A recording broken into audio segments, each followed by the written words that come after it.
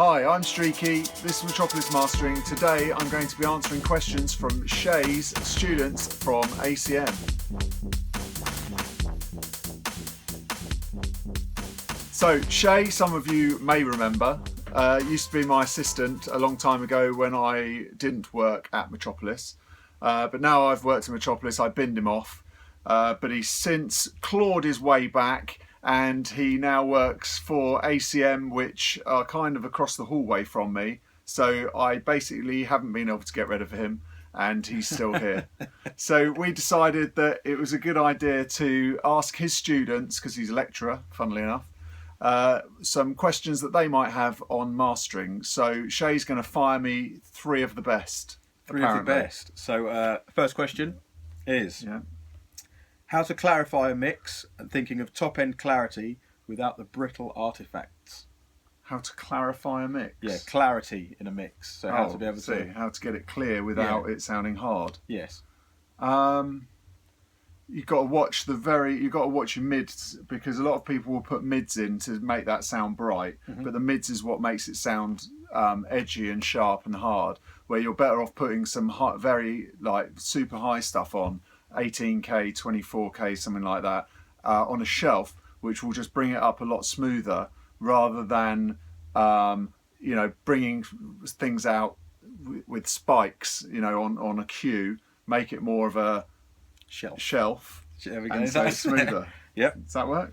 No, that's really good. And from sort of 16k up? 16k up. I have been tending to use recently 8k up as well, because sometimes if I'm getting something, I want to lift the vocal up a little bit, and it's I know it's that's quite broad, sort of going all the way up, but it does work occasionally. I've been using a Vice for that recently, and that's been quite nice. But sometimes you can just rip the vocal up a bit, so it does sound a little bit edgy, so you got to watch that. But in general terms, it's more about bringing out the air in a track and making that smoother. And having analog kit helps even more. But if you haven't got the analog kit, then maybe use a Manly UAD, something like that might sound all right. I've not listened, but I know they're okay. Yeah. No, excellent. Thank you very much for that. Next question. Go on. How can I make the master and engineer's life easier? So thinking of when they're submitting a track to you, how can they make your life easier? Mix it to the best you can. Keep stems in case the mastering engineer wants to come back and say, can you just push the bass up or down, or maybe you can give the stems to the mastering engineer for some stem mastering. Keep the levels so that they're not distorting over. Now I know some people mix into a limiter, which is okay, but if you're doing that, then you're basically going to be cutting off all the peaks and all the nice stuff that a mastering engineer can then make use of.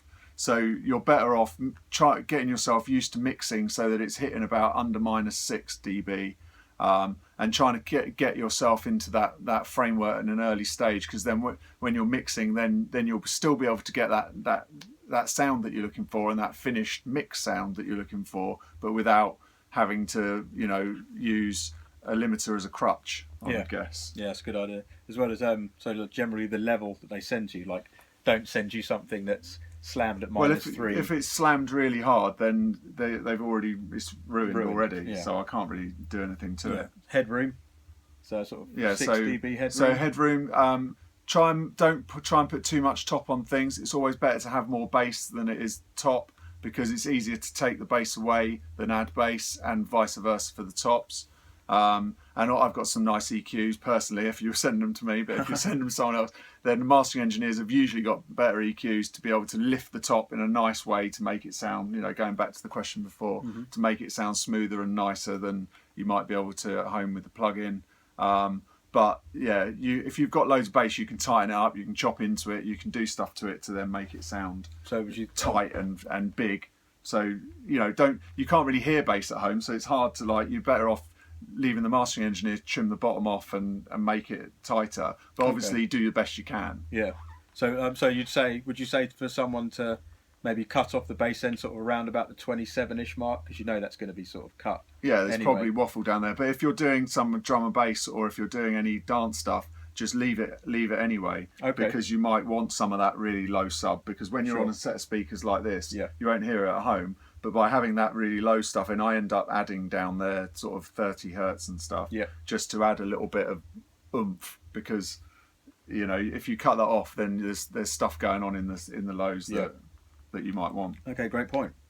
So lastly, it's not really a question, more of a request. One secret to share. So one thing that you feel you've kept close to your heart all these years in the process of mastering, that you feel that you can give to some of the students so they can better their homemade masters or mixes to send on. So what? So something, if you're mastering something yourself? Yeah, just a secret to, or if it's just a pre-master, like getting ready to send to a mastering engineer, just a secret that you, one, to make your life easier, and just to make their mixes better, basically. How would they make their mixes better? One secret.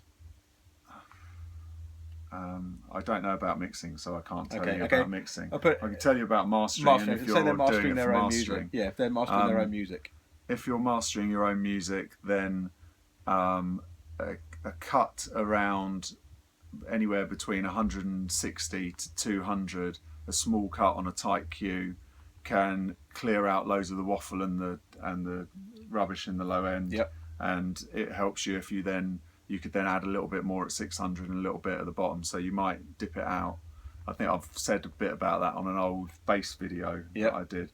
But that would be a good tip for most people, because I don't know a lot of people that do it. So you got to watch it. You can't go too high with that cut though, because you start losing, if there's a vocal in it, you'll start losing lower ends of the vocal or guitars or something if it's a guitar track. But especially for dance music, if you do a nice cut there, that sort of really separates that part of the mix, and you can get a really nice tight low end. Yeah, it gets rid of the muddy area, which in turn makes it sound brighter and sound bassier when you haven't touched the high or the low, basically. Yeah, definitely, yeah.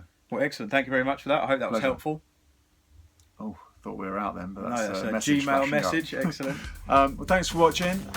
Please leave your comments. If you've got any questions, then more than keen to help. And see you next time. Please subscribe. Thanks for watching. Bye.